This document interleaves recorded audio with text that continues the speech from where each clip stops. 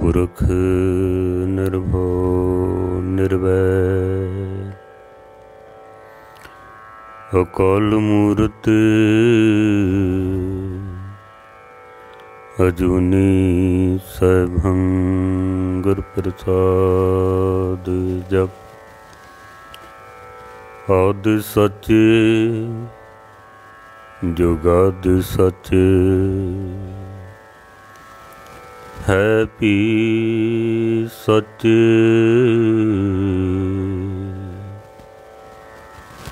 नानक होसी भी सच। डंडोत बंधन अनक बार सर्व कला समरथ डोलन ते राखो प्रभु नानक दे कर हथ। डोलन ते राखो प्रभु नानक दे कर हथ।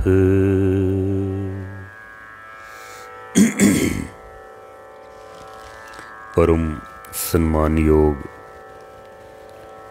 गुरु रूप सत्संग जीओ, कुछ समा गुरबाणी विचार आप जी नूं सरवण करा सकां उस तो पहले 10वें पातशाह की बख्शिश की हुई पावन पवित्र फतेह सनिमर प्रवान करनी। वाहिगुरू जी का खालसा वाहिगुरू जी की फतेह। गुरबाणी विचार आप सरवण कर रहे हो गुरु ग्रंथ साहब महाराज दे विच आए होए जीव जंतुओं के विचार, जिस विच अज असी सरवण करांगे। गुरु ग्रंथ साहब दे विच सूअर का नाम बहुत वारी आया है। गुरु अर्जन देव जी महाराज इसकी शुरुआत करते हैं सुखमनी साहब दे विच। महाराज बख्शिश करते हैं कि कई कोट जख किन्नर पिशाच, कई कोट भूत प्रेत शूकर मृगाच, कई करोड़ा ही जख किन्नर पिशाच, कई करोड़ा ही भूत प्रेत शूकर सूअर सूर दियां जोनियां दे विच भटकदे पए हैं। मृगाच मृग नूं खाण वाला शेर, शेर दी जोनी च भटकदे पए ने। महाराज ने सूअर दा जिक्र कीता है। मनुख जन्म दी जो सानू प्राप्ति हुई है परमेश्वर तक पहुँचण वास्ते है। जो मनुख जो जीवन मिलिया है 84 लाख जूनियां दी ये सब तो आखिरी पौड़ी है। सफ़र एक लंबा तय किया है, पहुँचना परमात्मा तक है। हाँ आया दूरों चल के मैं तक्की तो सरनाए जियो। दूरों चल के,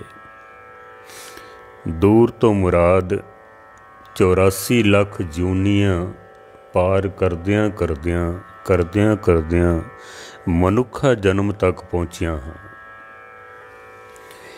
मंजिल की है परमात्मा है, प्रभु तक पहुँचना है परमात्मा तक। दिन रव चले निस सस चले तारका लख पलोए। मकाम ओही एक है नानका सच बगोए। मुकाम टिकाणा सारियां दा इक्को ही है, एक टिकाणा कित्थे परमात्मा तक पहुँचना है। गुरु तेग बहादुर साहब महाराज सच्चे पातशाह जी अपनी बाणी विच बख्शिश करते ने कि साधो गोबिंद के गुण गाओ। मानस जन्म अमोलक पायो, बिरथा काहे गवाओ। साधो ऐ साधु गोबिंद के गुण गाओ। तू गोबिंद दे गुण गा। साधु साधना करन वाले, जिन्हां ने अपने आप नू साधु अखवाया है, चोले पहने हुए ने, तन दे उत्ते किसे ने राख मलीए, जटावां वधाइयां ने, किसे ने फकीरां वाले चोले पाए हुए ने, गृहस्थ दा त्याग कीता है, धार्मिक लोक बने हुए ने। महाराज उन्हां सारियां नूं इक्को ही गल समझाते हैं, भावें वो सिख धर्म दे ने, सनातन धर्म दे ने, या वो मुस्लिम धर्म दे ने, या ईसाई दे, या कोई भी ने, जैनी ने, बोधी ने, फारसी ने, कोई भी ने, जिन्हां ने अपने आप नूं साधु अखवाया। साधो गोबिंद के गुण गा। तू गोबिंद दे गुण गायन कर। साधु का काम ही यह है कि उस परमात्मा के गीत गाने, उहदे गुण गाने, उहदी आराधना करनी, उहदे नाम का सिमरन करना। ये नहीं कि वड्डे वड्डे डेरे बना ले ने, वड्डियां वड्डियां गड्डियां रख लियां, वड्डे वड्डे जमीनां दे उत्ते कब्जे कर ले, हज़ारां लोकां नूं अपने पिछे ला लिया, लंगर चला दिते, या इस तरह कह लो कि अपने आप नूं बड़ा वड्डा साधु लोकां विच पेश कर दिता। जिहड़ा काम करन वाला सी वो कीता नहीं। महाराज कहंदे ने साधो गोबिंद के गुण। तू गोबिंद दे गुण गायन कर। तेरा मकसद ये है,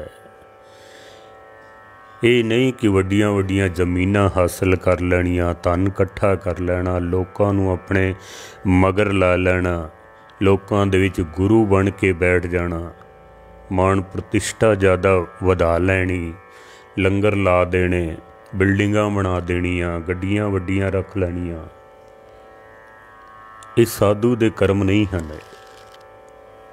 साधो गोबिंद के गुण गाओ। जे नहीं गायन करता है तो मानस जन्म अमोलक पायो, बिरथा काहे गवाओ। मनुखा जन्म तैनू प्राप्त होया अनमोल, तो इसनू व्यर्थ क्यों गवांदा पिया। ये साडे जीवन का मकसद है।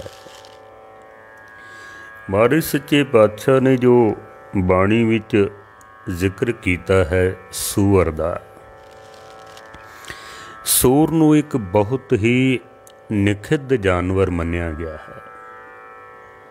सब तो इंज कह लो कि जूनियां दे विच थर्ड क्लास जूनी सूअर दी, क्योंकि इहदा काम ही है गंदगी खाना, गंद दे विच रहना। सूअर तो असी तकरीबन सारे परिचित हाँ। कोई ऐसा बंदा नहीं होना जिन्हें सूर ना वेख्या होवे जां सुनिया ना होवे। सूअर दियां कई तरह दियां प्रजातियां मिलदियां ने। कुछ शहरां दे विच पालतू सूअर मिल जांदे ने, कुछ जंगली सूअर मिल जांदे ने। मौसम दे हिसाब नाल या इलाकियां दे हिसाब नाल अलग अलग तरह दे सूअर मिल जांदे ने, पर होंदे सब सूअर ही ने। जंगली सूअर बड़े खतरनाक होंदे ने, बड़े वड्डे, इसदे दो दंद अगे बहुत लंबे तलवार वर्गे। अगर किसी नूं मार देन तो उहदी जान भी लै सकदे ने, इतने खतरनाक भी होंदे ने। शहरी सूअर ऐसे नहीं होंदे ने। खास करके इन सूअरां नूं पालिया भी जांदा है। इन्हां दे मांस दी अज दुनिया दे विच बहुत डिमांड है। सूअर दा शिकार भी किया जाता सी।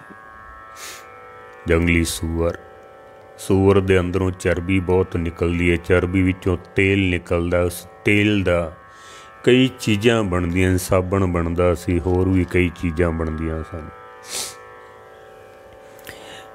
इस दे मांस की प्राप्ति वास्ते अजकल सूअर फार्म बहुत चल पे ने, लोग लखां रुपये आमदन कमाई करते पे ने इस तो। सूर आम करके गंदगी विच बैठता है, गंदगी खांदा है और गंदा ही रहिंदा है, गंदा ही रहिंदा है। महाराज जिथे कह रहे हैं कि कई कोट करोड़ां ही ਜਿਹੜੇ परमेश्वर ਦਾ नाम नहीं जपते हैं वो सूर की जूनी विच पै के भटकते हैं, सूअर की जूनी विच। सतगुरुओं की बाणी कहती है कि मनुख तू सत संगत कर, मेरे माधो जी सत संगत मिले सो तरिया। पर जिहड़े सत संगत नहीं करते हैं, जो सतगुर शरण संगत नहीं आवे, त्रिग जीवे त्रिग जीवास। जिहड़े सत संगत नहीं करते हैं, परमेश्वर का नाम नहीं जपते, आराधना नहीं करते हैं, अपने जीवन नूं सफल करन दा कोई उपराला नहीं करते हैं।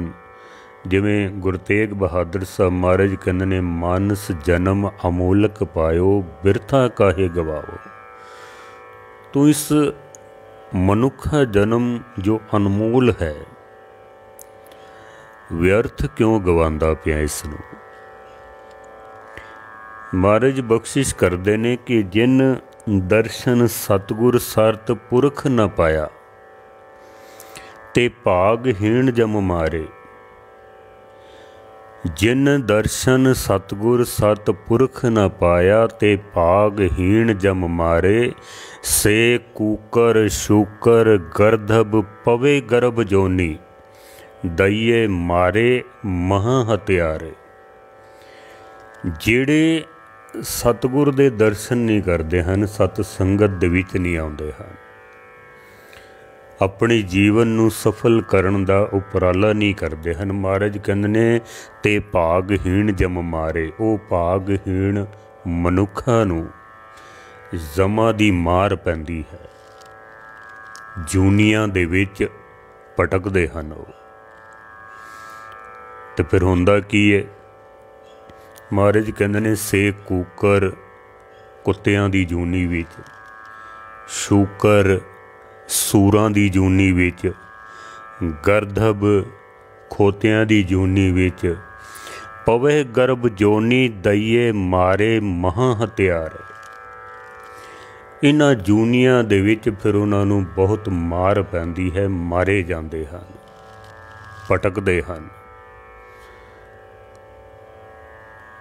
बहुत सारियां पंक्तियां दे विच महाराज ने मनुख नूं यही समझाउण दी कोशिश कीती है कि जिस परमेश्वर दे नाम दे नाल तेरा उद्धार होना है, अगर तू उसका सिमरन नहीं करता है, सतसंगत नहीं करता है। गुरु तेग बहादुर साहब महाराज कहते हैं कि परमेश्वर का नाम ऐसा है कि पतित पुनीत दीन बंद हर, शरण ताहे तुम आवो, गज को त्रास मिट्यो जह सिमरत, तुम काहे विसरावो। पतित तो पुनीत हो जाता है जिस दा सिमरन करन दे नाल, गज को त्रास मिट्यो जह सिमरत, तुम काहे विसरावो। गज को त्रास, हाथी नूं जदों तंदूए ने पकड़ लिया, आउण वाले समय दे विच तंदूए दी भी विचार करांगे। हालांकि असी तंदूए दे अर्थ मगरमच्छ करने आ, पर ये नहीं हैं। तंदूआ किस नूं कहंदे ने, आउण वाली कथा दे विच तुहाडे सन्मुख रखांगे। जिहदे सिमरन दे नाल हाथी दा डर दूर हो गया, हाथी दी रखिया हुई है। महाराज कहंदे ने उस परमेश्वर दे नाम नूं तू क्यों विसारदा पिया। जे विसार देना तो फिर तू इन्हां जूनियां दे विच पैना ही पैना है।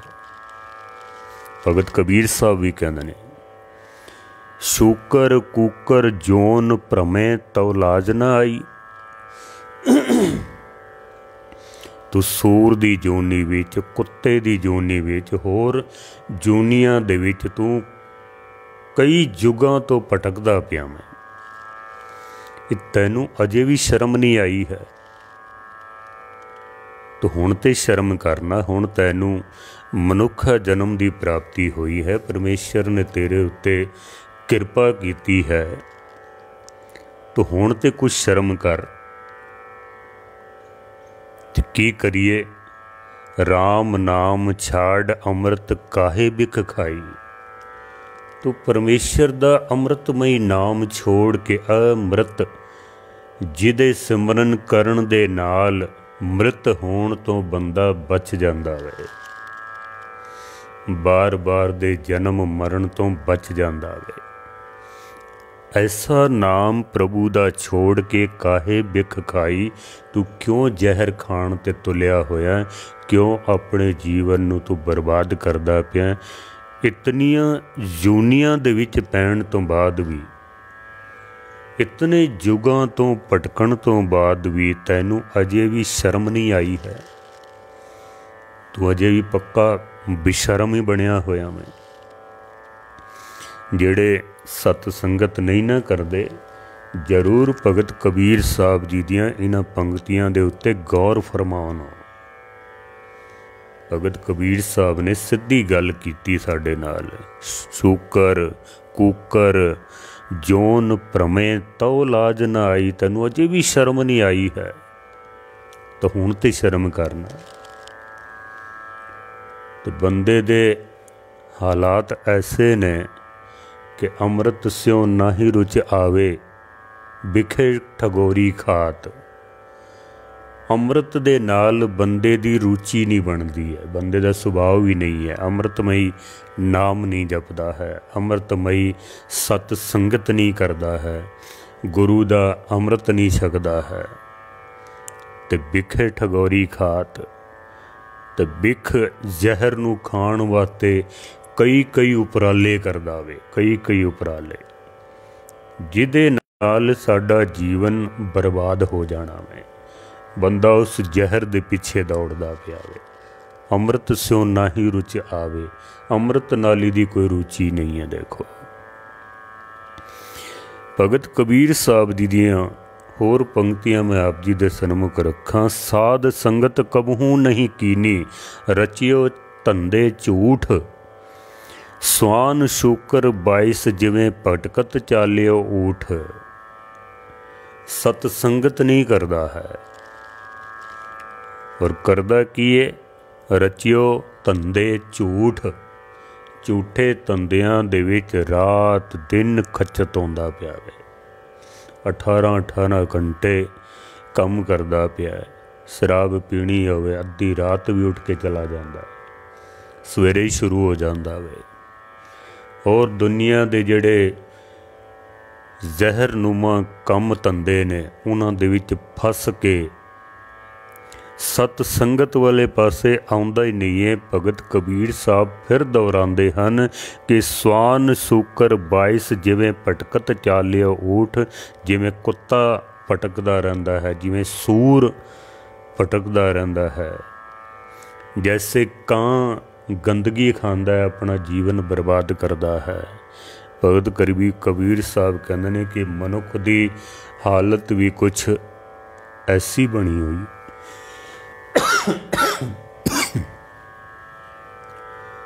श्री गुरु तेग बहादुर साहब महाराज सतगुरु कहते ने, एक भगत भगवान जह प्राणी के नाहि मन। जैसे शूकर स्वान नानक मानो ताहि तन। ਜਿਹੜੇ मनुख दे जीवन दे विच भगती नहीं है, परमेश्वर दा नाम नहीं है, सतसंगत नहीं है, तो गुरु तेग बहादुर साहब महाराज कहते ने उस मनुख नूं इस तरह समझ लवो जैसे शूकर स्वान नानक मानो ताहि तन। जिवें सूर दा जीवन है, कुत्ते दा जीवन है, उहदे जीवन नूं इस तरह समझ लवो। ਆਪਾਂ जिस सब्जेक्ट ते कथा कर रहे हैं, करतूत पशु की मानस जात लोक पचारा करे दिन रात। की होया साडा जीवन मनुखा वाला है, करतूतां दे पशुआं वालियां ने ना। संस्कृति श्लोकां दे विच महाराज सच्चे पातशाह जी गुरु अर्जन देव जी महाराज सतगुरु कहते ने, गुर मंत्रहीणस्य जो प्राणी, गुर मंत्रहीणस्य जो प्राणी त्रिगंत जीवन प्रश्टन है। जिस बंदे दे जीवन दे विच गुर मंत्र, गुरु दा मंत्र नहीं है, नाम नहीं है परमेश्वर दा, बाणी नहीं पढ़ते, सतसंगत नहीं करते हैं। देखो कितनी बार इक्को ही गल नूं महाराज बार बार दोहराते ने, बई तू नाम जप, सतसंगत कर, बाणी पढ़, जुड़ किसे तरीके, तेरा जीवन मनुखा जो अनमोल जीवन है किधरे तेरा जीवन सफल हो जावे। पर जे नहीं है तो महाराज कहते हैं कि त्रिगंत जन्म प्रश्टने, उदा जीवन जिहड़ा है तिकार है, प्रश्ट है। फिर जिहदे जीवन दे विच नहीं परमेश्वर दा नाम, तो महाराज कहते ने कूकरै शूकरै गर्दबै कक है सरपन है तुल खलै। इतनियां जूनां दे विच तो कुत्ते दी जून विच पवेगा, शूकरै सूर दी जून विच, गर्दबै खोते दी जून विच, कक है कां दी जून विच, सरपन है सप दी जून विच, तुल खलै, उन्हें पटकना ही पटकना है। या उस मनुख दा जीवन इन्हां त्रिग जूनां दे बराबर समझ लवो, इस तरह मान लवो। जिहड़े परमेश्वर दा नाम नहीं जपदे हन, उन्हां दा जीवन सूर दे बराबर है। हुण कबीर साहब ने एक गल बड़ी कमाल दी कीती है। भगत कबीर साहब कहते हैं कि किधरे किधरे सूर भी बड़ा चंगा जानवर है। हैरानगी है, मनुख नालों सूर चंगा, गंदगी खांदा है, सारा दिन गंदगी दे विच लोटदा है, कोई इसनूं अपने कोल नहीं आण दिंदा, कोई हथ ला के राजी नहीं है। कबीर साहब कहते हैं कि मनुख नालों सूर चंगा है। वो केड़ा मनुख है जिहदे नालों सूर भी चंगा है? हुण कबीर साहब कहते हैं, कबीर साकत ते शूकर भला, राखे आछा गाँव। वो साकत बपरा मर गया कोई न लेहे नाव। भगत कबीर साहब साकत मनुख नालों, साकत कहते ने जिहड़े परमेश्वर दा नाम नहीं जपदे। साकत हर रस साध न जानिया, तिन अंतर होमे कंडा है, गुरु रामदास महाराज। साकत दी बड़ी लंबी चौड़ी व्याख्या की गुरबाणी दे विच। मैं पहले भी जदों सतसंगत दा सबजैक्ट संगतां नूं सरवण कराया, उहदे विच साकत दी काफ़ी व्याख्या दास ने की है। साकत दे अर्थ ने जो परमेश्वर तो टुटिया होया है, जो नाम नहीं जपदा, सतसंगत नहीं करता है, जिन्हों पता ही नहीं मनुखा जन्म सानू किस वास्ते प्राप्त होया है, वो साकत मनुख है। साकत ते शूकर भला, राखे आछा गाँव। सूर देखो गंदगी खांदा है, सफाई करता है, जिस पिंड विच रहिंदा है उत्थों दी सफाई करता है। लेकिन साकत पुरुष जिथे भी जाता है उत्थे उसने गंद ही पाउणा है, जिथे भी उसने जाना है। कबीर साहब कहते हैं कि कबीर जिहड़ा साकत मनुख कोई सामने आउंदा पिया होवे ना, तो तू उसनूं देख के ते अपना रस्ता ही बदल लै। क्यों बासन कारो परसीए तो कुछ लागे दाग। जिवें काले भांडे नूं असीं हथ लाइए ना, ਤੇ ਸਾਕਤ ਮਨੁੱਖ ਜਿਵੇਂ ਕਾਲੇ ਭਾਂਡੇ ਨੂੰ ਹੱਥ ਲਾਈਏ ਸਾਡਾ ਹੱਥ ਕਾਲਾ ਕਰ ਦਿੰਦਾ, ਸਿਰਫ ਟੱਚ ਹੀ ਕਰਨਾ ਨਾ। ਸਾਕਤ ਮਨੁੱਖ ਵੀ ਸਿਰਫ ਸਾਡੇ ਕੋਲੋਂ ਲੰਘ ਜਾਵੇ, ਉਹਦੀਆਂ ਵਾਈਬ੍ਰੇਸ਼ਨ, ਉਹਦੀ ਕਿਰਨਾਂ ਸਾਨੂੰ ਭ੍ਰਸ਼ਟ ਕਰਕੇ ਰੱਖ ਦੇਣਗੀਆਂ। ਐਸਾ ਕਿਉਂ ਆਖਿਆ ਹੈ? ਪੁਰਾਣੇ ਜ਼ਮਾਨੇ ਦੇ ਵਿੱਚ ਸਾਂਝੇ ਪਸ਼ੂ ਪਾਲੇ ਜਾਂਦੇ ਸਨ ਪਿੰਡਾਂ ਦੇ ਵਿੱਚ। ਜਿਵੇਂ ਹਰ ਪਿੰਡ ਦਾ ਇੱਕ ਝੋਟਾ ਸਾਰੇ ਪਿੰਡ ਵਾਲੇ ਮਿਲ ਕੇ ਉਸ ਨੂੰ ਪਾਲਦੇ ਸਨ। ਉਹਦੇ ਉੱਤੇ ਗਰਮ ਦਾਗ ਕੇ ਉਸ ਨੂੰ ਨਿਸ਼ਾਨੀ ਲਾ ਦਿੱਤੀ ਜਾਂਦੀ ਸੀ ਵੀ ਇਹ ਸਾਡੇ ਪਿੰਡ ਦਾ ਸਾਂਝਾ ਝੋਟਾ ਹੈ। ਸਾਂਢ ਪਾਲਦੇ ਸਨ, ਸਾਂਝਾ ਸਾਂਢ, ਪੰਚਾਇਤੀ ਸਾਂਢ ਹੁੰਦੇ ਸਨ। ਦਾਸ ਨੇ ਵੀ ਇਹ ਦੇਖਿਆ, ਸਾਡੇ ਸ਼ਹਿਰ ਵਿੱਚ ਵੀ ਸਰਕਾਰੀ ਸਾਂਢ ਜਿਹਨੂੰ ਕਹਿੰਦੇ ਨੇ, ਸਰਕਾਰ ਵੱਲੋਂ ਪਾਲੇ ਹੋਏ, ਪਹਿਲੇ ਪਿੰਡਾਂ ਵਾਲੇ ਪਾਲਦੇ ਸਨ। ਸਾਂਢ ਪਾਲੇ ਜਾਂਦੇ ਸਨ, ਝੋਟੇ ਭੈਂਸੇ ਪਾਲੇ ਜਾਂਦੇ ਸਨ। ਇਸੇ ਤਰ੍ਹਾਂ ਹੀ ਕਾਫੀ ਸਮੇਂ ਪਿੱਛੇ ਚਲੇ ਜਾਈਏ, ਕਿਉਂਕਿ ਹੌਲੀ ਹੌਲੀ ਇਹ ਸਾਰੀਆਂ ਮਰਿਆਦਾਵਾਂ ਬੰਦ ਹੁੰਦੀਆਂ ਜਾਂਦੀਆਂ। ਹੁਣ ਕੋਈ ਨਹੀਂ ਪਾਲਦਾ, ਹੁਣ ਦੂਸਰੇ ਸਿਸਟਮ ਚੱਲ ਪਏ ਨੇ। ਹੁਣ ਨਾ ਕੋਈ ਸਾਂਢ ਪਾਲਦੇ ਨੇ, ਨਾ ਝੋਟੇ ਪਾਲਦੇ ਹਨ। ਬਹੁਤ ਪਹਿਲੇ ਪਿੰਡ ਦਾ ਸਾਂਝਾ ਇੱਕ ਸੂਰ ਵੀ ਪਾਲਿਆ ਜਾਂਦਾ ਸੀ ਵੀ ਇਹ ਸਾਡੇ ਪਿੰਡ ਦਾ ਸੂਰ ਹੈ, ਸਾਡੇ ਪਿੰਡ ਦੀ ਗੰਦਗੀ ਖਤਮ ਕਰਦਾ ਹੈ। ਸਾਂਝਾ ਸੂਰ ਪਾਲਿਆ ਜਾਂਦਾ ਸੀ। ਕਿਸੇ ਪਿੰਡ ਦੇ ਵਿੱਚ ਸਾਂਝਾ ਸੂਰ ਪਿੰਡ ਵਾਲੇ ਨੇ ਪਾਲਿਆ ਹੋਇਆ। ਉਸੇ ਪਿੰਡ ਦੇ ਵਿੱਚ ਇੱਕ ਸੇਠ ਰਹਿੰਦਾ ਜਿਹਦੇ ਕੋਲ ਧਨ ਬੜਾ ਹੈ। ਨਾ ਉਹ ਕਿਸੇ ਗਰੀਬ ਦੀ ਮਦਦ ਕਰਦਾ, ਨਾ ਉਹ ਸਤ ਸੰਗਤ ਵਿੱਚ ਜਾਂਦਾ, ਨਾ ਪਰਮੇਸ਼ਰ ਦਾ ਨਾਮ ਜਪਦਾ। ਜਿਹੜੇ ਜਾਂਦੇ ਨੇ ਬਲਕਿ ਉਹਨਾਂ ਨੂੰ ਵੀ ਬੁਰਾ ਭਲਾ ਆਖਦਾ। ਸਾਰਾ ਪਿੰਡ ਇਸ ਤੋਂ ਬੜਾ ਤੰਗ ਹੈ, ਬਹੁਤ ਤੰਗ ਹੈ ਸਾਰਾ ਪਿੰਡ, ਕਿਉਂਕਿ ਪੈਸਾ ਸੀ ਜਣੇ ਖਣੇ ਨੂੰ ਜੋ ਮਰਜ਼ੀ ਕਹਿ ਦਿੱਤਾ, ਮਾਰਨ ਲੱਗ ਪਏ, ਕੁੱਟਣ ਲੱਗ ਪਏ, ਪਕੜ ਕੇ ਕਿਸੇ ਨੂੰ ਕੰਮ ਲਾ ਲਿਆ। ਸਾਰਾ ਪਿੰਡ ਹੀ ਇਸ ਤੋਂ ਤੰਗ ਸੀ। ਰੱਬ ਦੀ ਨੇਤ ਇਸ ਦਿਨ ਇੱਕ ਦੀ ਇਸ ਦੀ ਮੌਤ ਹੋ ਗਈ, ਇਸ ਸੇਠ ਦੀ। ਜਦ ਇਸ ਦੀ ਮੌਤ ਹੋਈ ਨਾ ਤਾਂ ਕੋਈ ਜਾਵੇ ਨਾ ਉਹਦੇ ਅੰਤਿਮ ਸੰਸਕਾਰ 'ਤੇ, ਬਲਕਿ ਜਿਹੜਾ ਨਾਮ ਲਵੇ ਤਾਂ ਲੋਕ ਉਸ ਨੂੰ ਵੀ ਡਾਂਟ ਦੇਣ ਵੀ ਉਸ ਬੰਦੇ ਦਾ ਤੂੰ ਨਾਮ ਹੀ ਕਿਉਂ ਲਿਆ ਹੈ। ਉਹਦੇ ਅੰਤਿਮ ਸੰਸਕਾਰ 'ਤੇ ਕੋਈ ਨਹੀਂ ਗਿਆ। ਸ਼ੁਕਰ ਕੀਤਾ ਵੀ ਚਲੋ ਮਰ ਗਿਆ, ਚੰਗਾ ਹੋਇਆ। ਲੇਕਿਨ ਪਿੰਡ ਦਾ ਜਿਹੜਾ ਸਾਂਝਾ ਸੂਰ ਸੀ ਉਹ ਵੀ ਉਸੇ ਦਿਨ ਮਰ ਜਾਂਦਾ ਹੈ।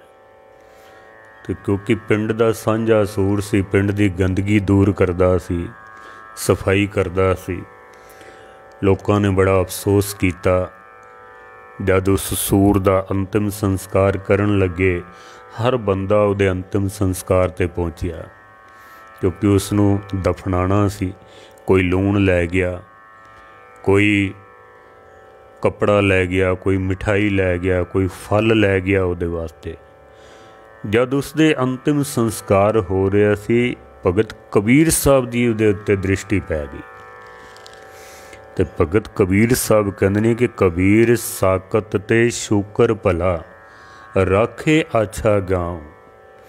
ਸਾਕਤ ਪੁਰਸ਼ ਨਾਲੋਂ, ਜੋ ਸੇਠ ਨਾਲੋਂ ਇਹ ਸੂਰ ਚੰਗਾ ਹੈ। ਰਾਖੇ ਆਛਾ ਗਾਉ, ਪਿੰਡ ਦੀ ਸਫਾਈ ਕਰਦਾ ਸੀ। ਉਹ ਸਾਕਤ ਬਪਰਾ ਮਰ ਗਿਆ, ਕੋਈ ਨਾ ਲੇਹੇ ਨਾ। ਉਹ ਭਾਵੇਂ ਮਨੁੱਖ ਸੀ ਲੇਕਿਨ ਸਾਕਤ ਸੀ, ਮਰ ਗਿਆ, ਕੋਈ ਉਹਦਾ ਨਾਮ ਹੀ ਨਹੀਂ ਲੈਣਾ ਚਾਹੁੰਦਾ। ਤੇ ਇਹ ਸੂਰ ਦੇਖੋ, ਜੋ ਭਾਵੇਂ ਤ੍ਰਿਗੰਤ ਉਹਦੀ ਜੂਨੀ ਹੈ, ਤ੍ਰਿਗ ਜੂਨੀ ਹੈ, ਪਰ ਪਿੰਡ ਦੀ ਸਫਾਈ ਕਰਦਾ ਸੀ। ਲੋਕਾਂ ਨੇ ਕਿਤਨਾ ਉਸ ਦਾ ਸਤਿਕਾਰ ਕੀਤਾ ਹੈ। ਸਾਕਤ ਨਾਲੋਂ ਸੂਰ ਚੰਗਾ ਹੈ। ਭਗਤ ਤਰਲੋਚਨ ਜੀ ਕਹਿੰਦੇ ਨੇ ਕਿ ਅੰਤ ਕਾਲ ਜੋ ਲక్ష్ਮੀ ਸਿਮਰੇ, ਐਸੀ ਚਿੰਤਾ ਮੇ ਜੇ ਮਰਹਿ, ਸਰਫ ਜੋਨ ਵਲ ਵਲ ਅਵਤਰੇ। अंत काल जो लड़के सिमरे, ऐसी चिंता मह जे मरे, शुकर जोन वल वल अवतरे। जेड़ा ਮਾਇਆ ਵਿੱਚ ਫਸਿਆ ਹੋਇਆ ਬੰਦਾ, ਪਰਿਵਾਰ ਦੇ ਮੋਹ ਦੇ ਵਿੱਚ ਫਸਿਆ ਹੋਇਆ, ਅੰਤ ਕਾਲ ਜਿਹੜਾ ਆਪਣੇ ਬੱਚਿਆਂ ਨੂੰ ਹੀ ਸਿਮਰਦਾ ਹੋਇਆ, ਯਾਦ ਕਰਦਾ ਹੋਇਆ ਮਰ ਜਾਂਦਾ ਨਾ, ਉਹ ਵੀ ਸੂਰ ਦੀ ਜੂਨ ਦੇ ਵਿੱਚ ਹੀ ਪੈਂਦਾ ਹੈ। ਬੜੀ ਲੰਬੀ ਚੌੜੀ ਵਿਆਖਿਆ ਹੈ। ਸੂਰ ਦੇ ਹੋਰ ਜੋ ਦ੍ਰਿਸ਼ਟਾਂਤ ਦਿੱਤੇ ਨੇ ਮਹਾਰਾਜ ਨੇ ਬਾਣੀ ਦੇ ਵਿੱਚ, ਪਰ ਦਰਬ ਹਿਰਣੰ ਬਹੁ ਵਿਗਨ ਕਰਣੰ ਉਚਰਣੰ ਸਰਬ ਜੀ ਕਹਿ, ਲਉ ਲਈ ਤ੍ਰਿਸ਼ਨਾ ਅਤਿਪਤ ਮਨ ਮਾਏ, ਕਰਮ ਕਰਤ ਸੇ ਸੂਕਰੇ। ਜਿਹੜਾ ਬੰਦਾ ਤ੍ਰਿਸ਼ਨਾ ਦੇ ਅਧੀਨ ਹੋ ਕੇ ਪਰਾਏ ਧਨ ਨੂੰ ਹਰ ਵਕਤ ਮੈਂ ਇਹਦਾ ਵੀ ਧਨ ਖੋਹ ਲਵਾਂ, ਇਹਦੇ ਕੋਲੋਂ ਵੀ ਲੈ ਲਵਾਂ, ਹਰ ਵਕਤ ਧਨ ਹੀ ਇਕੱਠਾ ਕਰਨ ਦੇ ਪਿੱਛੇ ਜਿਹੜਾ ਬੰਦਾ ਲੱਗਾ ਹੋਇਆ, ਅਤਿਪਤ, ਜਿਹਨੂੰ ਤ੍ਰਿਪਤੀ ਨਹੀਂ ਹੈ, ਹਰ ਵਕਤ ਤ੍ਰਿਸ਼ਨਾ ਦੇ ਅਧੀਨ, ਬਸ ਧਨ ਦੇ ਹੀ ਪਿੱਛੇ ਦੌੜਦਾ ਪਿਆ। ਮਹਾਰਾਜ ਸੱਚੇ ਪਾਤਸ਼ਾਹ ਜੀ ਕਹਿੰਦੇ ਨੇ ਕਿ ਉਹਦੇ ਕਰਮ ਇਸ ਤਰ੍ਹਾਂ ਸਮਝ ਲਵੋ ਜਿਵੇਂ ਸੂਰ ਸਾਰੀ ਜ਼ਿੰਦਗੀ ਗੰਦਗੀ ਖਾਣ ਦੇ ਪਿੱਛੇ ਦੌੜਦਾ ਰਹਿੰਦਾ ਨਾ, ਉਸ ਬੰਦੇ ਦਾ ਜੀਵਨ ਵੀ ਇਸ ਤਰ੍ਹਾਂ ਹੀ ਸਮਝ ਲਵੋ ਤੁਸੀਂ। ਗੁਰੂ ਨਾਨਕ ਸੱਚੇ ਪਾਤਸ਼ਾਹ ਜੀ ਮਾਝ ਰਾਗ ਦੇ ਵਿੱਚ ਸਤਿਗੁਰੂ ਕਹਿੰਦੇ ਨੇ, ਹੱਕ ਪਰਾਇਆ ਨਾਨਕਾ ਉਸ ਸੂਰ ਉਸ ਗਾਏ, ਗੁਰ ਪੀਰ ਹਾਮਾ ਤਾਂ ਪਰੇ ਜਾਂ ਮੁਰਦਾਰ ਨਾ ਖਾਏ। ਹੱਕ ਪਰਾਇਆ ਨਾਨਕਾ, ਪਰਾਇਆ ਹੱਕ ਖਾਣਾ। ਪਰਾਇਆ ਹੱਕ ਕੀਏ ਜੋ ਮੇਰਾ ਨਹੀਂ ਹੈ, ਜੋ ਮੇਰਾ ਨਹੀਂ ਹੈ ਉਸ ਨੂੰ ਕਿਸੇ ਵੀ ਤਰੀਕੇ ਹਥਿਆ ਲੈਣਾ, ਖੋਹ ਲੈਣਾ, ਪ੍ਰਾਪਤ ਕਰ ਲੈਣਾ। ਹੱਕ ਪਰਾਇਆ ਨਾਨਕਾ ਉਸ ਸੂਰ ਉਸ ਗਾਏ। ਅਗਰ ਉਹ ਹਿੰਦੂ ਹੈ ਤਾਂ ਸੂਰ ਉਹਨੂੰ ਗਾਏ ਖਾਣ ਦੇ ਬਰਾਬਰ ਹੈ, ਜੇ ਮੁਸਲਮਾਨ ਹੈ ਤਾਂ ਸੂਰ ਖਾਣ ਦੇ ਬਰਾਬਰ ਹੈ। ਹੁਣ ਕਈ ਲੋਕੀ ਕਹਿੰਦੇ ਨਾ ਅਸੀਂ ਮਾਸ ਨਹੀਂ ਖਾਂਦੇ ਹਾਂ, ਮਹਾਰਾਜ ਕਹਿੰਦੇ ਨੇ ਪਰਾਇਆ ਹੱਕ ਖਾਣਾ ਵੀ ਮਾਸ ਖਾਣ ਦੇ ਬਰਾਬਰ ਹੀ ਹੈ। ਹੁਣ ਇੱਥੇ ਹੀ ਅੰਦਾਜ਼ਾ ਲਾ ਲਓ ਕਿ ਕਿਤਨੀ ਦੁਨੀਆ ਹੈ ਜਿਹੜੀ ਮਾਸ ਨਾ ਖਾਂਦੇ ਹੋਏ ਵੀ ਉਹ ਮਾंसाहारी ਨੇ, ਬਲਕਿ ਮਾंस ਵੀ ਐਸਾ ਜੋ ਖਾਣਾ ਵਰਜਿਤ ਹੈ, ਜਿਹਦੇ ਉੱਤੇ ਪਾਬੰਦੀ ਲਾਈ ਹੈ ਧਾਰਮਿਕ ਲੋਕਾਂ ਨੇ। ਜਿਵੇਂ ਮੁਸਲਮਾਨਾਂ ਨੂੰ ਸੂਰ ਖਾਣਾ ਨਾਜਾਇਜ਼ ਮੰਨਿਆ ਗਿਆ ਹੈ, ਹਿੰਦੂਆਂ ਨੂੰ ਗਊ ਖਾਣੀ ਨਾਜਾਇਜ਼ ਮੰਨੀ ਗਈ ਹੈ। ਹੱਕ ਪਰਾਇਆ ਨਾਨਕਾ, ਜਿਹੜਾ ਪਰਾਇਆ ਹੱਕ ਖਾਂਦਾ ਹੈ ਉਹ ਕਿਸੇ ਵੀ ਖੇਤਰ ਦੇ ਵਿੱਚ ਜੋ ਮੇਰਾ ਹੱਕ ਨਹੀਂ ਹੈ, ਜੇ ਮੈਂ ਉਸ ਨੂੰ ਲੈ ਲੈਣਾ, ਮਹਾਰਾਜ ਕਹਿੰਦੇ ਨੇ ਮਾंस ਖਾਣ ਦੇ ਬਰਾਬਰ ਹੀ ਹੈ। ਭਾਈ ਸਾਹਿਬ ਭਾਈ ਗੁਰਦਾਸ ਜੀ ਵੀ ਕਹਿੰਦੇ ਨੇ ਕਿ ਹੋਂ ਤਿਸ ਕੋਲ ਕਮਾਇਆ, ਪਰ ਦਰਬੇ ਨੂੰ ਹੱਥ ਨਾ ਲਾਵੇ। ਸਿੱਖ ਉਹ ਹੈ ਜਿਹੜਾ ਪਰਾਏ ਵਸਤੂ ਨੂੰ ਹੱਥ ਨਹੀਂ ਲਾਉਂਦਾ ਹੈ, ਜੋ ਮੇਰਾ ਹੱਕ ਨਹੀਂ ਹੈ। ਭਾਈ ਸਾਹਿਬ ਕਹਿੰਦੇ ਨੇ ਜੋ ਮਨੁੱਖ ਇਸ ਤਰ੍ਹਾਂ ਦੀ ਬਿਰਤੀ ਇਖਤਿਆਰ ਕਰਦਾ ਹੈ ਨਾ, ਜੋ ਪਰਾਏ ਦਰਬ ਨੂੰ ਪਰਾਈ ਵਸਤੂ ਨੂੰ ਹੱਥ ਨਹੀਂ ਲਾਉਂਦਾ, ਪਰਾਇਆ ਹੱਕ ਨਹੀਂ ਖਾਂਦਾ, ਹਉ ਤਿਸ ਕੋਲ ਕਮਾਇਆ ਪਰ ਦਰਬੇ ਨੂੰ ਹੱਥ ਨਾ ਲਾਏ। ਮੈਂ ਉਸ ਤੋਂ ਸਦਕੇ ਜਾਂਦਾ ਹਾਂ, ਕੁਰਬਾਨ ਜਾਂਦਾ ਹਾਂ, ਜਿਹੜਾ ਪਰਾਇਆ ਹੱਕ ਖੋਹਦਾ ਨਹੀਂ ਹੈ, ਲੈਂਦਾ ਨਹੀਂ, ਬਲਕਿ ਹੱਥ ਵੀ ਨਹੀਂ ਲਾਉਂਦਾ। ਭਾਈ ਸਾਹਿਬ ਨੇ ਦ੍ਰਿਸ਼ਟਾਂਤ ਵੀ ਦਿੱਤਾ ਵੇ, ਜੋ ਗੁਰੂ ਨਾਨਕ ਸੱਚੇ ਪਾਤਸ਼ਾਹ ਆਖਦੇ ਨੇ, ਭਾਈ ਗੁਰਦਾਸ ਵੀ ਉਹੀ ਗੱਲ ਕਰਦੇ ਨੇ। ਉਸ ਸੂਰ ਉਸ ਗਾਏ ਹੈ ਪਰ ਧਨ, ਹਿੰਦੂ ਮੁਸਲਮਾਨ ਹੈ ਪਰਾਇਆ ਧਨ। ਉਸ ਸੂਰ ਉਸ ਗਾਏ ਹੈ, ਅਗਰ ਹਿੰਦੂ ਹੈ ਤਾਂ ਗਾਂ ਦੇ ਬਰਾਬਰ, ਜੇ ਮੁਸਲਮਾਨ ਹੈ ਤਾਂ ਸੂਰ ਖਾਣ ਦੇ ਬਰਾਬਰ ਹੈ। ਪਰਾਇਆ ਹੱਕ। ਸਤਿਗੁਰੂ ਕਹਿੰਦੇ ਨੇ ਵਸਤ ਪਰਾਈ ਆਪਣੀ ਕਰ ਜਾਣੇ, ਹਉਮੈ ਵਿੱਚ ਦੁੱਖ ਘਾਲੇ। ਪਰਾਈ ਵਸਤੀ ਨੂੰ ਜਿਹੜਾ ਹਾਸਲ ਕਰਦਾ ਵਾ ਨਾ, ਹੰਕਾਰ ਵਸ ਹੋ ਕੇ, ਉਹ ਫਿਰ ਜ਼ਿੰਦਗੀ ਦੇ ਵਿੱਚ ਦੁੱਖ ਹੀ ਪ੍ਰਾਪਤ ਕਰਦਾ ਹੈ। ਖੁਸ ਲੈਂਦਾ ਵਸਤ ਪਰਾਈ, ਵੇਖੇ ਸੁਣੇ ਤੇਰੇ ਨਾਲ ਖੁਦਾਈ। ਤੂੰ ਜਿਤਨੇ ਕੰਮ ਕਰਨਾ ਨਾ ਖੁਸ ਲੈਂਦਾ, दूसरिਆਂ ਦੇ ਹੱਕ ਖੋਹ ਲੈਂਦਾ ਵੇ, ਪਦਾਰਥ ਖੋਹ ਲੈਂਦਾ, ਧਨ ਖੋਹ ਲੈਂਦਾ। ਮਹਾਰਾਜ ਸੱਚੇ ਪਾਤਸ਼ਾਹ ਜੀ ਕਹਿੰਦੇ ਨੇ ਕਿ ਵੇਖੇ ਸੁਣੇ ਤੇਰੇ ਨਾਲ ਲੁਕਾਏ। ਖੁਦਾਈ ਉਹ ਰੱਬ ਪਰਮਾਤਮਾ ਸਾਰਾ ਕੁਛ ਤੇਰਾ ਵੇਖਦਾ ਪਿਆ, ਸੁਣਦਾ ਪਿਆ, ਇੱਕ ਇੱਕ ਅੱਖਰ ਤੇਰਾ ਨੋਟ ਕੀਤਾ ਜਾਂਦਾ ਪਿਆ ਵੇ। ਮਹਾਰਾਜ ਸੱਚੇ ਪਾਤਸ਼ਾਹ ਜੀ। ਭਗਤ ਗਯੰਦ ਜੀ ਕਹਿੰਦੇ ਨੇ ਜਨਮ ਕਰਮ ਮੱਛ ਕੱਚ ਹੂ ਬਰਾਹਾ, ਜਮਨਾ ਕੇ ਕੁਲ ਖੇਲ ਖੇਲਿਓ ਜਿਨ ਗਿੰਦ ਜੀਓ।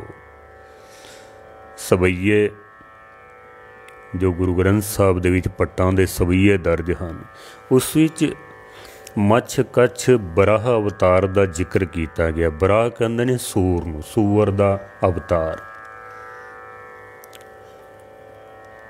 ਨਾਰਾਇਣ ਦਾ ਇਹ ਤੀਸਰਾ ਅਵਤਾਰ ਮੰਨਿਆ ਜਾਂਦਾ ਹੈ, ਵਿਸ਼ਨੂੰ ਦਾ ਤੀਸਰਾ ਅਵਤਾਰ। ਚੰਦ ਲਫ਼ਜ਼ਾਂ ਦੇ ਵਿੱਚ ਮੈਂ ਕਹਿ ਕੇ ਸਮਾਪਤੀ ਕਰ ਦੇਣਾ, ਕਿਉਂਕਿ ਸਮਾਂ ਹੋ ਗਿਆ। ਅੱਜ ਕਥਾ ਵੀ ਥੋੜ੍ਹੀ ਲੇਟ ਆਰੰਭ ਹੋਈ, ਕੁਛ ਨੈਟ ਪ੍ਰੋਬਲਮ ਕਰਕੇ ਵੀ। ਬ੍ਰਹਮਾ ਦੇ 4 ਪੁੱਤਰ ਸਨ, ਸਨਕ, ਸਨੰਦ, ਸਨਤ ਕੁਮਾਰ ਤੇ ਸਨਾਤਨ। ਇਹ 4 ਪੁੱਤਰ ਬ੍ਰਹਮਾ ਦੇ ਮੰਨੇ। ਗੁਰਬਾਣੀ ਵਿੱਚ ਵੀ ਇਹਨਾਂ ਦਾ ਜ਼ਿਕਰ ਹੈ। ਇਹਨਾਂ 4 ਹੀ ਪੁੱਤਰਾਂ ਨੇ, ਕਿਉਂਕਿ ਇਹ ਵੀ ਰਿਸ਼ੀ ਸਨ, ਮੁਨੀ ਸਨ। ਇੱਕ ਦਿਨ ਇਹਨਾਂ ਨੇ ਵਿਚਾਰ ਕੀਤਾ ਵੀ ਚਲੋ ਵਿਸ਼ਨੂੰ ਦੇ ਦਰਸ਼ਨ ਕਰੀਏ ਚੱਲ ਕੇ। ਜਦ ਇਹ ਦਰਸ਼ਨ ਕਰਨ ਵਾਸਤੇ ਆਏ ਤਾਂ ਦੁਆਰਪਾਲ ਨੇ ਇਹਨਾਂ ਨੂੰ ਰੋਕ ਲਿਆ, ਕਿਉਂਕਿ ਇਹ ਨਗਨ ਸਨ, ਰਿਸ਼ੀ ਸਨ, ਤਨ ਦੇ ਉੱਤੇ ਬਸਤਰ ਧਾਰਨ ਨਹੀਂ ਕਰਦੇ ਸਨ। ਦੁਆਰਪਾਲ ਜੋ ਉੱਥੇ 2 ਖੜੇ ਸਨ, ਦੋਨੋਂ ਭਰਾ ਸਨ। ਉਹ ਇੱਕ ਦਾ ਨਾਮ ਜੈ ਤੇ ਦੂਸਰੇ ਦਾ ਨਾਮ ਵਿਜੈ। ਭਾਗਵਤ ਪੁਰਾਣ ਦੀ ਇਹ ਕਥਾ ਹੈ। ਉਹਨਾਂ ਦੋਨਾਂ ਹੀ ਦੁਆਰਪਾਲਾਂ ਨੇ ਇਹਨਾਂ ਨੂੰ ਰੋਕ ਲਿਆ ਵੀ ਤੁਸੀਂ ਨੰਗ ਤੜੰਗ ਕਿੱਥੇ ਅੰਦਰ ਚੱਲੇ ਹੋ, ਤੁਸੀਂ ਅੰਦਰ ਨਹੀਂ ਜਾ ਸਕਦੇ ਹੋ। ਰੋਕ ਲਿਆ ਉੱਥੇ। ਇਹ ਰਿਸ਼ੀ ਸਨ, ਕ੍ਰੋਧ ਵਿੱਚ ਆ ਗਏ, ਆਏ ਸਨ ਦਰਸ਼ਨ ਕਰਨ ਵਾਸਤੇ। ਇਹਨਾਂ ਨੇ ਸ਼ਰਾਪ ਦੇ ਦਿੱਤਾ ਵੀ ਤੁਹਾਡੀ ਜਿਹੜੀ ਬਿਰਤੀ ਹੈ ਨਾ, ਤੁਹਾਡਾ ਸੁਭਾਅ ਹੈ, ਉਹ ਰਾਖਸ਼ਾਂ ਵਾਲਾ ਹੈ, ਤੇ ਤੁਹਾਨੂੰ ਹੁਣ ਅਗਲੇ ਜਨਮ ਦੇ ਵਿੱਚ ਰਾਖਸ਼ ਜੂਨ ਮਿਲੇਗੀ। ਵਿਸ਼ਨੂੰ ਨੂੰ ਜਦ ਪਤਾ ਚੱਲਿਆ ਤਾਂ ਉਹਨਾਂ ਨੇ ਆ ਕੇ ਇਹਨਾਂ ਬ੍ਰਹਮਾ ਦੇ 4 ਪੁੱਤਰਾਂ ਨੂੰ ਸਤਿਕਾਰ ਨਾਲ ਅੰਦਰ ਬੁਲਾਇਆ, ਦਰਸ਼ਨ ਕਰਾਏ। ਜੈ ਤੇ ਵਿਜੇ ਨੇ ਵਿਸ਼ਨੂੰ ਦੇ ਅੱਗੇ ਫਰਿਆਦ ਕੀਤੀ, ਮਹਾਰਾਜ ਸਾਨੂੰ ਤਾਂ ਸ਼ਰਾਪ ਹੋ ਗਿਆ ਵੇ, ਸਾਡਾ ਪਾਰ ਉਤਾਰਾ ਕਿਸ ਤਰ੍ਹਾਂ ਹੋਵੇਗਾ। ਵਿਸ਼ਨੂੰ ਨੇ ਆਖਿਆ ਜਦੋਂ ਤੁਹਾਡੇ ਇਹ ਰਾਖਸ਼ਸ ਜੂਨੀਆਂ ਵਿੱਚ ਜਨਮ ਹੋਣਗੇ, ਅਸੀਂ ਖੁਦ ਆਵਾਂਗੇ, ਕਿਉਂਕਿ ਤੁਸੀਂ ਸੇਵਾ ਬੜੀ ਕੀਤੀ ਹੈ, ਅਸੀਂ ਖੁਦ ਆਵਾਂਗੇ ਤੁਹਾਡਾ ਉଦ୍ਧਾਰ ਕਰਨ ਵਾਸਤੇ। ਜਦ ਇਹਨਾਂ ਦੇ ਜਨਮ ਹੋਏ ਸੰਸਾਰ ਦੇ ਵਿੱਚ, ਇਹ ਦੋਨੋਂ ਹੀ ਭਰਾ ਜੈ ਤੇ ਵਿਜੇ 2 ਰਾਖਸ਼ਸ ਦੇ ਰੂਪ ਵਿੱਚ ਪ੍ਰਗਟ ਹੋਏ। ਇਹਨਾਂ ਦਾ ਜਨਮ ਹੋਇਆ। ਪਾਤਾਲ ਵਿੱਚ ਇਹਨਾਂ ਦਾ ਰਾਜ ਮੰਨਿਆ ਜਾਂਦਾ ਹੈ। ਇੱਕ ਦਾ ਨਾਮ ਸੀ ਹਰਨਾਕਸ਼ ਤੇ ਦੂਸਰੇ ਦਾ ਨਾਮ ਹਿਰਨਿਆਕਸ਼ਪ। ਇਹ 2 ਭਰਾ ਸਨ, ਰਾਖਸ਼ਸ ਸਨ, ਬੜੇ ਤਾਕਤਵਰ ਸਨ, ਰਿਸ਼ੀ ਮੁਨੀਆਂ ਨੂੰ ਤੰਗ ਬੜਾ ਕਰਦੇ ਸਨ। ਹਰਨਾਕਸ਼ ਨੇ ਇੱਕ ਦਿਨ ਇਸ ਬ੍ਰਹਮੰਡ ਦੇ ਵਿੱਚੋਂ ਪ੍ਰਥਵੀ ਨੂੰ ਚੁਰਾ ਕੇ ਤੇ ਪਾਤਾਲ ਲੋਕ ਵਿੱਚ ਲਿਜਾ ਕੇ ਛੁਪਾ ਦਿੱਤਾ। ਜਦੋਂ ਪ੍ਰਥਵੀ ਨੂੰ ਛੁਪਾ ਦਿੱਤਾ ਗਿਆ, ਦੇਵਤਿਆਂ ਨੇ ਫਿਰ ਵਿਸ਼ਨੂੰ ਦੇ ਅੱਗੇ ਫਰਿਆਦ ਕੀਤੀ। ਵਿਸ਼ਨੂੰ ਨੇ ਫਿਰ ਇਹਨਾਂ ਦਾ ਉଦ୍ਧਾਰ ਕਰਨ ਵਾਸਤੇ ਬ੍ਰਹਮਾ ਦੇ ਨੱਕ ਵਿੱਚੋਂ ਜਨਮ ਲਿਆ। ਭਾਗਵਤ ਪੁਰਾਣ ਦੀ ਕਥਾ ਹੈ। ਬ੍ਰਹਮਾ ਦੇ ਨੱਕ ਵਿੱਚੋਂ ਅਵਤਾਰ ਲਿਆ, ਜਿਸ ਦਾ ਸਾਰਾ ਸਰੀਰ ਜਿਹੜਾ ਹੈ ਉਹ ਸੂਰ ਵਾਲਾ ਸੀ, ਸੂਰ ਵਾਲਾ ਮੁੱਖ, ਲੰਬੇ ਲੰਬੇ ਉੱਤੇ 2 ਦੰਦ। ਵਰਾਹ ਅਵਤਾਰ ਨੇ ਫਿਰ ਪਤਾਲ ਵਿੱਚੋਂ ਧਰਤੀ ਨੂੰ ਲੱਭ ਕੇ ਲਿਆਂਦਾ ਔਰ ਫਿਰ ਬ੍ਰਹਮੰਡ ਦੇ ਵਿੱਚ ਉਸ ਨੂੰ ਸਥਾਪਿਤ ਕੀਤਾ। ਹਰਨਾਕਸ਼ ਨੂੰ ਜਦੋਂ ਪਤਾ ਲੱਗਾ, ਉਹਨੇ ਫਿਰ ਵਰਾ ਅਵਤਾਰ ਦੇ ਨਾਲ ਯੁੱਧ ਕੀਤਾ। ਵਰਾ ਨੇ ਫਿਰ ਇਸ ਨੂੰ ਪਟਕਾ ਕੇ ਜਦੋਂ ਮਾਰਿਆ तो फिर इसनूं सुरत आई ती है तो विष्णु अवतार है, साडा उद्धार करन वास्ते आए ने। इन्हें मरद्यां मरद्यां फिर विष्णु नूं अरदास कीती, महाराज मेरा तो उद्धार कर दिता है, मेरे भरा दा उद्धार किस तरह होवेगा। तो विष्णु ने आख्या जो समा आएगा तेरा असी उद्धार किया है वरा अवतार धारण करके, सूर दा अवतार। जदों तेरे भरा दा समा आएगा ना, असी फिर नरसिंह अवतार धारण करके तेरे भरा दा भी फिर असी उद्धार करांगे। इस तरह वरा अवतार दा जिक्र भी गुरु ग्रंथ साहब महाराज दे विच आउंदा है। वरा हर के भजन कौन कौन ना तारे, खग तन मीन तन मृग तन, वराह तन साधु संग उधारे। वराह इत्थे सूर नूं आख्या गया, सूर दा अवतार। परमेश्वर दे नाम सिमरन करन दे नाल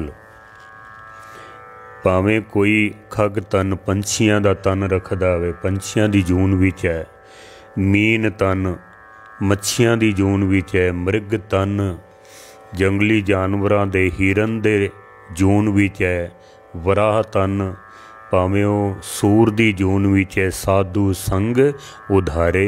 महाराज कहंदे ने साधुआं दी संगत करन दे नाल उसदा उद्धार हो जाता है। पर यह तां हो सकता है जे असी करांगे तां। अज लोकां नूं कह दिंदे आं असी सत्संगत करो, नाम जपो, अमृत छको, गुरु वाले बनो, बाणी पढ़ो, बाणे नाल जुड़ो, पर नहीं जुड़ते हैं। भगत प्रहलाद नूं जदों परमात्मा की प्राप्ति हुई तां परमेश्वर ने आख्या भी प्रहलाद तैनूं हुण संसार विच रहण दी लोड़ नहीं, चल साडे नाल चल, तू हुण सचखंड दे विच उत्थे रह चल के। प्रहलाद कहंदा है महाराज मैं कल्लिया नहीं जाना है, मैं अपने पिंड वालियां नूं सारियां नूं नाल लैके जाना है। परमेश्वर ने आख्या नहीं, तू नाम जपिया, तू चल साडे नाल। सुभाव हुंदा ना भगतां दा, आप मुकत करे संसार। परमेश्वर जी ने आख्या भी चल ठीक है, तू पुछ के आ जा, जेड़ा नाल चलना चाहे तू चल, लै चल उसनूं। भगत प्रहलाद जदों अपने इलाके दे विच आए ते शहर दे अंदर वड़न लगे ते गंदी नाली दे विच चिक्कड़ दे विच एक सूर लेटिया होया सी।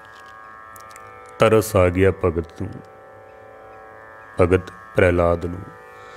उन्हां आख्या भी तैनूं हुण इस चिक्कड़ दे विच लोटण दी जो जरूरत नहीं है, तू हुण सचखंड विच चल, साडे नाल चल, इस गंदी जून दे विचों हुण तू बाहर निकल।